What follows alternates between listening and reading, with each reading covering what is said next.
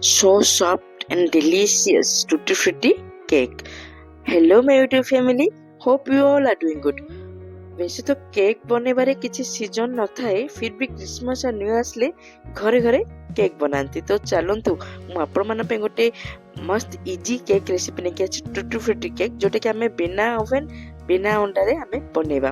तो देखु मुझे गोटे बाउल रे गोटे कप कुकिंग ऑयल नहीं गली जो बिना फ्लेवर वाला ऑयल ने गोटे कप टू टिके कम दही नहीं फ्रेश कर्ड आउ गोटे कप पाउडर सुगर ताको भल भाव मिक्स करनबा जमती तार टेक्सचर टा पूरा क्रीमी हेबो भल भाव ताको बीट करनबा। केक टा बहुत बढ़िया टेस्टी लगे पूरा डिलीशियस आपन थरे बनांतु एटा आपन मैदा बिना अटा रे भी बनै परिबे बहुत इजी भी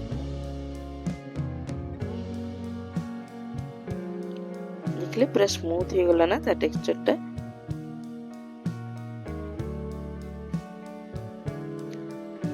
सेटा गोटे साइड रखी जो आमे जो टिन रे केक बनेबा ताको आमे टिके ऑयल रे ग्रीस करी रखनबा। एठी मो बटर पेपर भी गोटे बटर पेपर नथले भी चलिबो ऑयल ग्रीस करके टिके मैदा ताकि आमे डस्ट कर देले बटर पेपर नथले भी चलिबो ताको गोटे साइड रखनबा। एबे आमे जो ऑयल कर्ड मिक्सचर रे एटी मो देखंतु 2 कप मैदा नेची सेथिरे गोटे टीस्पून मेठी बेकिंग पाउडर नोची आउ हाफ टीस्पून बेकिंग सोडा आउ मेठी गोटे हाफ कप हबो मिल्क पाउडर ऐड करछि। मिल्क पाउडर ऐड करले ता टेस्ट बहुत भल आसे आपण एटा स्किप करिवे नै ताको भल हेबा हम स्किप करनबा।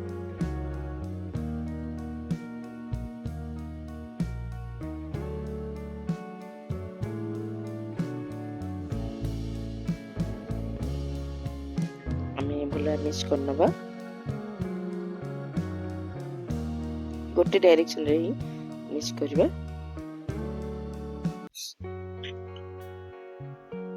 कंसिस्टेंसी देखि के हमें क्षीर ऐड करबा अल्प अल्प ही ऐड करबा।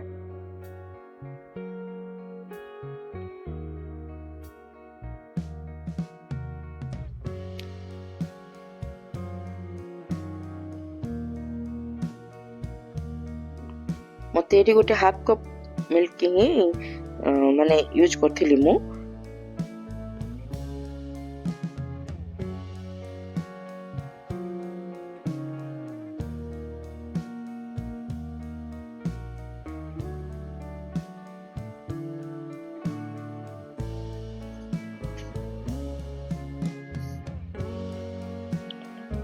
तार कंसिस्टेंसी देखंतु एमती पूरा रिबन फ्लो कंसिस्टेंसी हबा दरकार।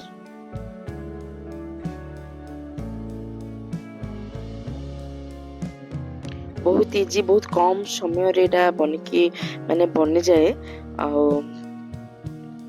खाइबा में तो बहुत भल लगे आपण भी एटा थोड़े श्योर ट्राई करंतु। देखंतु मु गोटे कप टुटी फ्रूटी ची जेतरे गोटे टीस्पून हो मुझे मैदा ऐड कर देली मैदा रे मिक्स कर देले से टुटी फ्रूटी तळे बसिबोनी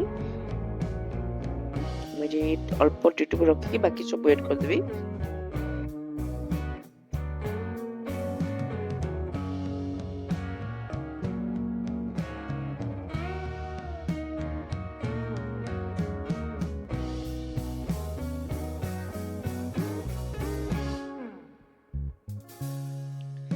गोटे स्पून मुझे वेनिला एसेंस ऐड कर देली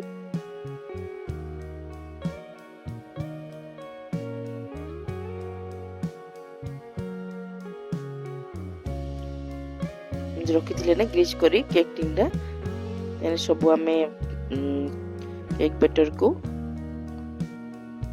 देके टिके हम टैप कर दबा ऊपर जो मु बची के रखी थी टुटी फ्रूटी ताकू गार्निश कर दबा एमती ऊपर ऐड कर दबा।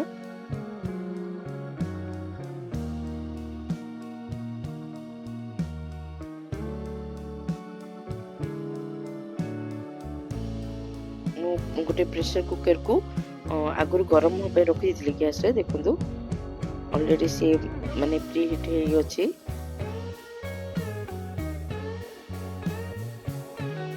प्रेशर हुइसिल को बाहर करके आमे ताको कवर कर दबा। हम बेसी नहीं गोटे हाफ एन आवर रेड हमरो केकटा रेडी हे जिवो। देखंतु गोटे टूथपिक सहित मु साजर मु देखुची पूरा सफा हे बाहर माने हम केक ऑलरेडी माने हे गलन पूरा भलो बेक हे छी।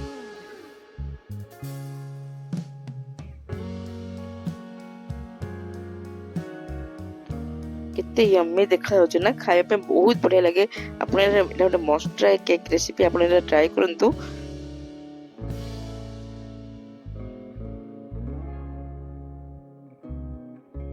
देखंतु रेडी होला हमरो eggless no oven tutti frutti vanilla cake.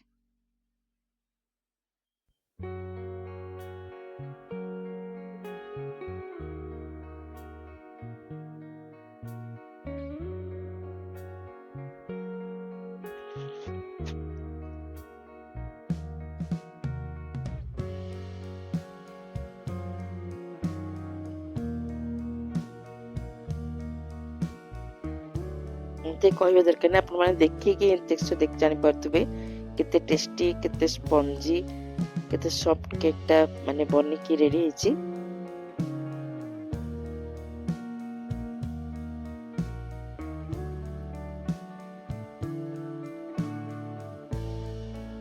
आपण मान भी थरे ट्राई करंतु। जदि भल लागिला मते कमेंट निश्चय जणेबे।